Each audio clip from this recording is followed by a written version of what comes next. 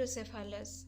Definition of hydrocephalus. Hydrocephalus is Greek word which means literally water in the head. There is an excess of CSF, cerebrospinal fluid, within the ventricular system, and also in the subarachnoid space. तो hydro means हुआ water, cephalus means हुआ brain. तो हम लोग का brain में क्या होता है, वेंट्रिकल्स में, ब्रेन का वेंट्रिकल्स में हम लोग का क्या होता है, वाटर फ्लूइड एक्यूमुलेशन होता है। फ्लूइड और वाटर, हाइड्रो मीन्स वाटर और फ्लूइड, तो फ्लूइड का एक्यूमुलेशन हो जाता है तो उसको बोलते हैं हम लोग हाइड्रोसेफालस। तो कैसे होता है, तो सीएसएफ बनता है हम लोग का कोरेड प्लेक्सिस में प्रोड्यूस होता है। सीएसएफ प्रोड्यूस होता है हम लोग का कोरेड प्लेक्सिस में इन लेटरल वेंट्रिकल का कोरेड प्लेक्सिस में हम लोग का सीएसएफ प्रोड्यूस होता है और आता है थर्ड वेंट्रिकल में, किसके थ्रू, फोरामेन के थ्रू। उसके बाद आता है फोर्थ वेंट्रिकल में किसके थ्रू आता है, थ्रू एक्वाडक्ट ऑफ सेल्वियस। उसके बाद आता है सब एरेक्नोइड स्पेस में जाके फिर एब्जॉर्ब होता है और वेनस सर्कुलेशन होता है, फर्दर सर्कुलेशन ऐसे उसका चलता है। तो इसका प्रोडक्शन या एब्जॉर्प्शन या सर्कुलेशन में क्या होता है, इनबैलेंस होता है। प्रोडक्शन एंड सर्कुलेशन में इसका क्या होता है, सीएसएफ का इनबैलेंस होता है। तो वो फ्लूइड एक्यूमुलेशन होके क्या करता है, इंट्राक्रैनियल प्रेशर क्रिएट करता है, जिसके द्वारा हम लोग का क्या होता है, हाइड्रोसेफालस कॉज करता है। उसके बाद देखेंगे हम लोग, hydrocephalus is the abnormal accumulation of cerebrospinal fluid within the ventricles of the brain resulting in increased intracranial pressure और ICP। तो सेम चीजें बोल रहा है कि हाइड्रोसेफालस एक एबनॉर्मल एक्यूमुलेशन है जो कि फ्लूइड एक्यूमुलेशन कहलाता है वेंट्रिकल्स में या ब्रेन में। ब्रेन का वेंट्रिकल्स में क्या होता है, फ्लूइड एक्यूमुलेशन होता है, जिसके द्वारा हम लोग का क्या होता है, इंक्रीज करता है इंट्राक्रैनियल प्रेशर इंक्रीज करता है, जिसको हम शॉर्ट फॉर्म में बोलते हैं ICP। उसके बाद नेक्स्ट पॉइंट बोल रहे हैं, the extra fluid put pressure on the brain and can cause brain damage. It's most common in infants and older adults। तो ये क्या होता है, एक्स्ट्रा फ्लूइड पुट करता है, प्रेशर पुट करता है ब्रेन में, जिससे कि हम लोग का क्या होता है, ब्रेन डैमेज होने का चांसेस रहता है। ये कॉमनली हम लोग का इन्फेंट और एडल्ट में दिखाई देता है ज़्यादातर। उसके बाद नेक्स्ट पॉइंट बोल रहा है, it occurs due to the imbalance between production and absorption of CSF और due to obstruction of CSF pathway. Same चीज़ें हम लोग यहाँ उसका पाथवे जब देखे तो हम लोग के यहाँ पे सेम चीज़ें बोल रहा है कि जब इनबैलेंस होगा प्रोडक्शन एंड एब्जॉर्प्शन का CSF का, तो क्या होगा कि ऑब्स्ट्रक्शन होगा, मतलब फ्लूइड का एक्यूमुलेशन होगा, ऑब्स्ट्रक्शन होगा। तो CSF पाथवे में ऑब्स्ट्रक्शन क्रिएट करके क्या करेगा, इंट्राक्रैनियल प्रेशर बनाएगा। इंट्राक्रैनियल प्रेशर बनेगा तो हम लोग का क्या कॉज करेगा, हाइड्रोसेफालस कॉज करेगा। नेक्स्ट देखेंगे हम लोग इटियोलॉजी और कॉजेस। तो 2 टाइप्स का इटियोलॉजी और कॉजेस है। फर्स्ट हुआ हम लोग देखेंगे कॉन्जिनेटल कॉजेस में आता है इंट्रा यूटेराइन इन्फेक्शन, जैसे कि रूबेला, टोक्सोप्लाज्मोसिस, साइटोमेगालोवायरस। तो ये कॉज करता है inflammatory reaction of the lining of the ventricles and meninges. ventricles का lining and meninges में क्या करता है? inflammation cause करता है। उसके बाद नेक्स्ट पॉइंट बोल रहा है कॉन्जिनेटल ब्रेन ट्यूमर।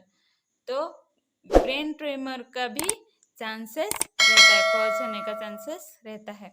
उसके बाद इंट्राक्रैनियल हेमोरेज, उसके बाद कॉन्जिनेटल ब्रेन ट्यूमर, नेक्स्ट हुआ इंट्राक्रैनियल हेमोरेज। इंट्राक्रैनियल हेमोरेज भी हो सकता है। कंजिनेटल मालफॉर्मेशन, कंजिनेटल मालफॉर्मेशन होगा। न्यूरल ट्यूब डिफेक्ट जैसे कि स्पाइना बिफिडा, एन्सेफेलाइटिस, ये सब न्यूरल ट्यूब डिफेक्ट दिखाई देगा। उसके बाद हुआ सेकेंड में हम लोग एक्वायर्ड हाइड्रोसेफेलस देखेंगे। एक्वायर्ड हाइड्रोसेफेलस में हम लोग का क्या होगा? इन्फ्लामेशन होगा, मेनिंजाइटिस का, एन्सेफेलाइटिस का, ये सब इन्फ्लामेशन कॉज करेगा। उसके बाद हुआ ट्रोमा जैसे कि बर्थ इंजुरी, हेड इंजुरी। उसके बाद सब एरेक्नोइड हेमोरेज, सब एरेक्नोइड हेमोरेज भी कॉज करेगा। उसके बाद वेनस थ्रोम्बोसिस, वेनस थ्रोम्बोसिस होगा। उसके बाद न्यूप्लाज्म, न्यूप्लाज्म और न्यूप्लास्टिक स्पेस भी बोला जाता है, जो कि सबड्यूरल हेमाटोमा और एब्सेसिस भी सबड्यूरल हेमाटोमा भी बोला जाता है। उसके बाद देखेंगे हम लोग का क्लासिफिकेशन। क्लासिफिकेशन में हम लोग का 2 टाइप्स का क्लासिफिकेशन है। फर्स्ट हुआ कम्युनिकेटिंग और नॉन ऑब्स्ट्रक्टिव, सेकेंड हुआ नॉन कम्युनिकेटिंग और ऑब्स्ट्रक्टिव। हम लोग देखेंगे कम्युनिकेटिंग और नॉन ऑब्स्ट्रक्टिव। तो there is no blockage in the flow of CSF within brain. CSF can flow freely, but there is an imbalance between its production and absorption, leading to an accumulation of fluid and increased intracranial pressure. तो हमारा communicating और non obstructive में क्या होता है कि blockage नहीं रहता है, फ्लो होता है इजीली। CSF फ्लो होता है ब्रेन में, वेंट्रिकल्स में फ्रीली फ्लो होता है। लेकिन क्या होता है इसमें प्रोडक्शन और एब्जॉर्प्शन का क्या होता है? इनबैलेंस रहता है। कम्युनिकेटिंग और नॉन ऑब्स्ट्रक्टिव हम लोग का हाइड्रोसेफेलस में क्या होता है? प्रोडक्शन और एब्जॉर्प्शन का, CSF का प्रोडक्शन एंड एब्जॉर्प्शन का क्या होता है? इनबैलेंस होता है।